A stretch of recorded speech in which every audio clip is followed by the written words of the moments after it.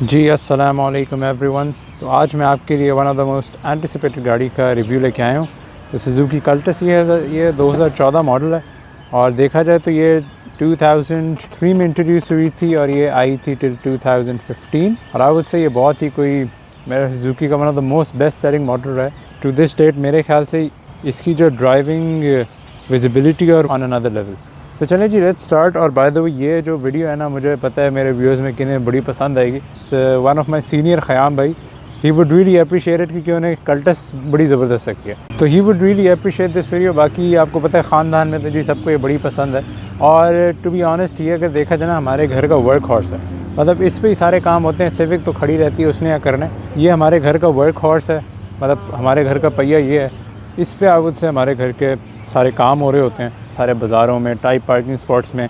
और जैसे आप कुछ मार्क से देख सकते हैं, मोटरसाइकिल वाले हजरात ने अपनी सलामी भी दी हुई है, वो मैं आपको अलॉन्ग द रिव्यू बताऊंगा सलामियाँ कहाँ कहाँ पेश आई हुई हैं।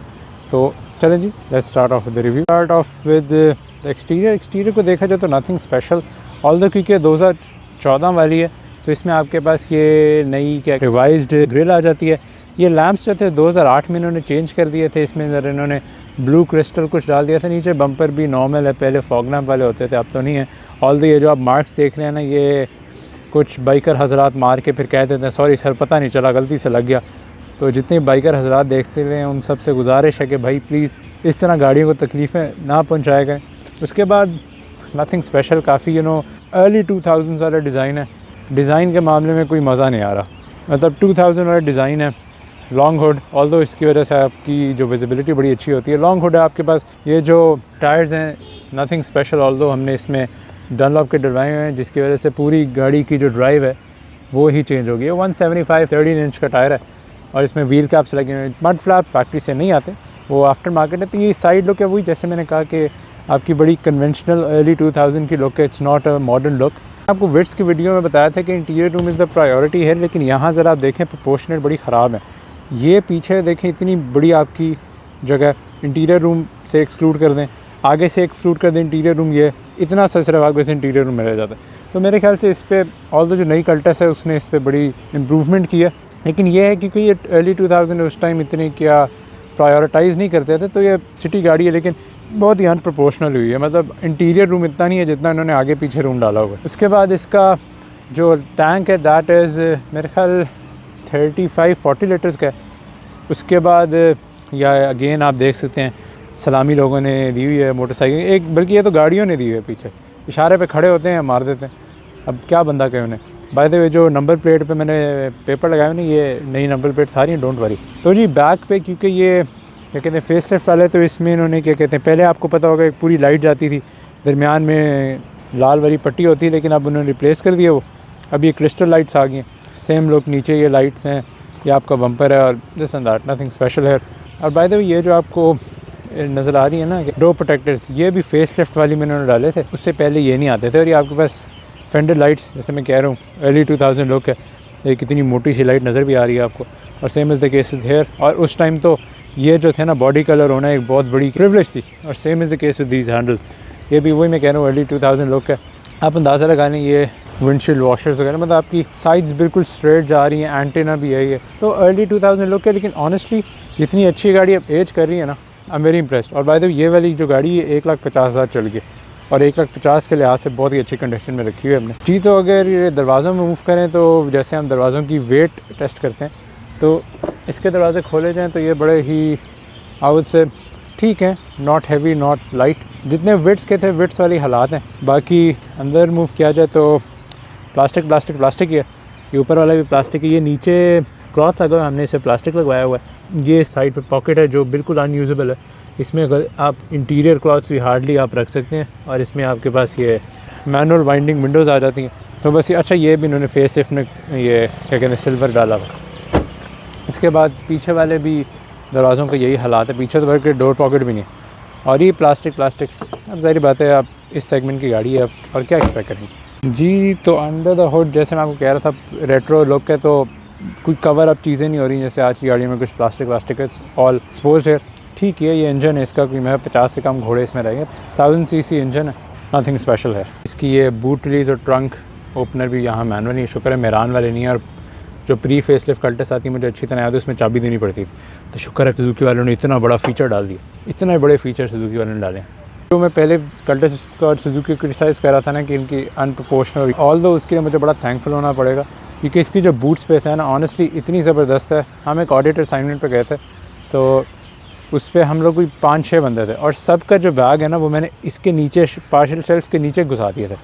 और ये भी इतनी कोई डीप जगह नहीं है, जैसे मैंने कहा अर्ली 90s है तो एक्सेसिबिलिटी वाज़न्ट अ मेन प्रायोरिटी। ऑल्दो आपकी जो ओपनिंग है वो बहुत ही स्क्वायर्ड अप है, इसमें मतलब हमने टेबल भी घुसाया हुआ है क्योंकि पिछली जो सीट्स है ना ये फ़ोल्ड भी हो जाती हैं इस तरह।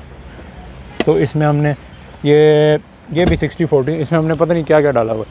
आप सीट फोल्ड करें, ये निकालें पार्शल शेल्फ, इसमें जो घुसाने घुसाएँ बंदर, ट्रॉलियाँ, टेबल और क्या क्या बहुत कुछ घुसाया हुआ है। ये तो जैसे मैं कह रहा हूँ हमारे घर का वर्क हाउस, तो इसमें सब कुछ घुसाया हुआ है।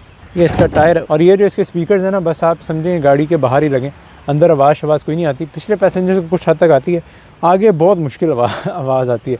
बाकी इसमें क्या कहते हैं, ये जो थ्रेड्स हैं बेसिकली ये यहाँ के लिए ये लगा हुक के लिए कि जैसे आप उठाएंगे ऑटोमेटिकली ऊपर हो जाए, लेकिन ये थोड़ी टाइम बाद इतनी कोई इफेक्टिव नहीं रहती। तो that's about it. By the way rear visibility बड़ी अच्छी है क्योंकि आपके पीछे हेडरेस्ट तो ना होने के बराबर ही है, तो बहुत ही ज़बरदस्त आती है। और बाय द वे यूरो 2 इसका वर्जन है। ये जो लेदर चढ़ा हुआ है ना हमने आफ्टर मार्केट लगवाया था क्योंकि जैसी क्लॉथ सीट्स थी ऑनेस्टली, क्योंकि हमारे पास जो कल्टस है वो बड़ी ख़ानदानी गाड़ी चल रही है। कोई ये मैं ख़ानदान की तीसरी चौथी कल्टस हमारी जो है अब्बू के इससे पहले सिल्वर थी, फिर ये आई सिल्वर भी 2008 वाली थी। तो इसमें हमने लेदर चढ़ाया हुआ है, स्टीयरिंग पे लेदर चढ़ाया हुआ है और पीछे भी के गाड़ी की जो सीटें हैं ना और ये सारा ये क्लॉथ था जो इसकी सीटों में लगा था। लेकिन क्योंकि इसका इतना अच्छा एज नहीं होता था तो हमने कहा इट्स बेस्ट कि आप इस पर यही चढ़वा लें।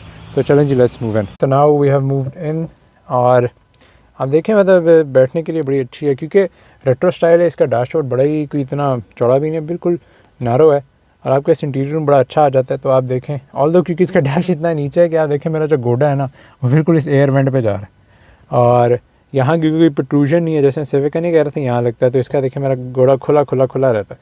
ऑल्दो मेरे जो है ना ये निकलने का मसला होता है, ये स्टीयरिंग क्योंकि एडजस्टेबल नहीं है तो बड़ी ऑकवर्ड पोजीशन पे ही रहता है। उसके बाद जी ये इसके स्टॉक्स आ जाते हैं, नथिंग स्पेशल, ऑर्डिनरी स्टॉक्स हैं विंडशील्ड वॉशर्स के। ये आपके पास इंडिकेटर स्टॉक्स आ जाते हैं, लाइट स्टॉक आ जाते हैं। आपका जो मीटर है it's normal, what would you expect here, normal है। स्पीड भी आ जाती है, ये फ्यूल और आपका टेम्परेचर गेजेस आ जाते हैं।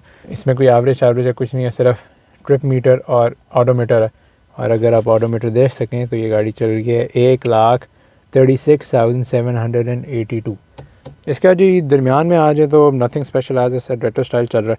तो प्री फेस लिफ्ट में ये जो थे सारे काले काले आते थे, इसमें इन्होंने सिल्वर डाल दिया। Although I am very impress कि सिल्वर बड़ा अच्छा जा रहा है, या हम गाड़ी की केयर अच्छी करें क्योंकि 2008 वाली जो थी ना हमारी कल्टस वो तो 10 साल चली थी, उसमें भी कुछ नहीं होती, ये भी बड़ी प्रिस्टीन कंडीशन में।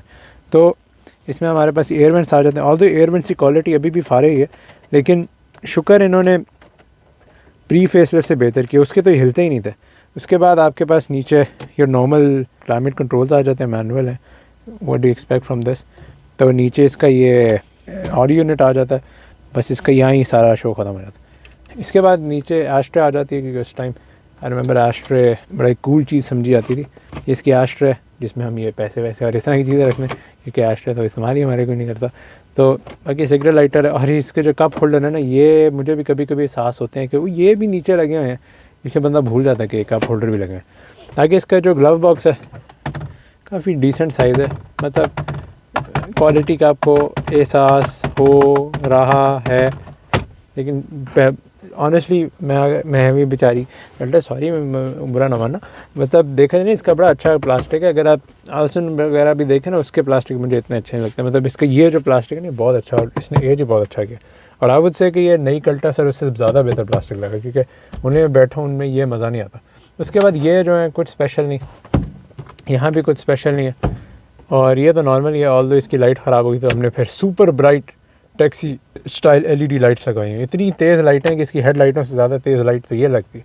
रियर ये जो है मिरर ये भी मैनुअल ही है, तो अब अनफॉर्चुनेटली जब रात को डिम करना होता है तो बस फिर मैं ये ऊपर कर देता हूँ। उस तरह ही फिर मुश्किल से देखा जाता है, बड़ी मुश्किल होती है ड्राइविंग में। कि ये जो है ये आपके डिफॉगर्स आ जाते हैं और वो front end that's about it, nothing special. 5 speed gear box आपके पास, ये हैंड ब्रेक के नीचे कुछ जगह है जहाँ आप मिसलेनियस चीज़ें रखने, और आपके सी बी कैस्ट है जो मुझे अभी याद है इसकी होती थी। तो यप दैट्स अबाउट इट। आपकी मैनुअल वाइंडिंग विंडोज़ हैं, हैंडल्स हैं। तो चलें जी, मैं अब आपको ज़रा पीछे जाके दिखाता हूँ कि पीछे के क्या हालात हैं। तो पीछे हालात ये हैं कि ये ड्राइविंग सीट मेरी नॉर्मल पोजीशन में, और आय हाय हाय हाय, तो ये मेरी नॉर्मल पोजीशन में, और मैं टांगे यहाँ फंसा भी नहीं सकता। अगर फंसाऊँगा तो ये देखें कहाँ पर टांग आ रही। तो वही मैं कह रहा हूँ, मुझे बड़ा मसला होता है। ये देखें मैं कितना अनकम्फर्टेबली बैठा हूँ। तो ये है कि नज़र मुझे बड़ा अच्छा आता है कि बस मैं बैठ नहीं सकता सीधे। बाकी दरमियान में भी हम पे, तो ऊपर जो है, ऊपर मेरे पास बस 100 ही जगह, इतनी ज़्यादा जगह नहीं है। बाकी हैंडल वैंडल आ गए, कुछ ख़ास नहीं। पीछे जो है आपके पास, पीछे मैंने बताया व्यू आपका बड़ा अच्छा है, क्योंकि पीछे आपकी हेड रेस्ट भी नीचे है। और अल्लाह ना करे कि कोई गाड़ी पीछे आपको हिट की है ना, तो आपकी फिर जो गर्दन है वो अल्लाह ताला के हवाले ही है, क्योंकि पीछे तो कोई सपोर्ट भी नहीं है। मतलब आपको कोई झटका मारे ना तो आपकी क्या कहते हैं, बैक इज़ एट रिस्क, क्योंकि वरना हेड रेस्ट होते हैं, हेड रेस्ट है ही नहीं। तो ये है। बाकी पीछे वाला रूम फॉर मी इट्स क्या कहते हैं, इट्स अ बिग कॉम्प्रोमाइज़ है। मतलब मैं, अब आप देख लें इतना तंग होकर बैठे। चलिए ये सीट तो क्या कहते हैं, मेरी अम्मी की पोजीशन में या मेरे अब्बू के पोजीशन, इसमें भी मैं फ़िट नहीं होकर बैठता।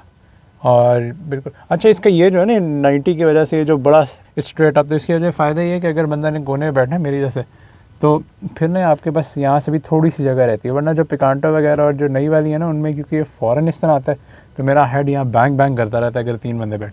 पैसेंजर सीट पे भी आपको एक पर्सपेक्टिव दे देता हूँ। ये इसके मिरर्स हैं जो आप बड़े ही आपको मुश्किल से सेट करने पड़ते हैं। शीशा नीचे करो, पैसेंजर मिरर के लिए आपको इतना दूर हाथ रख के करना पड़ता है।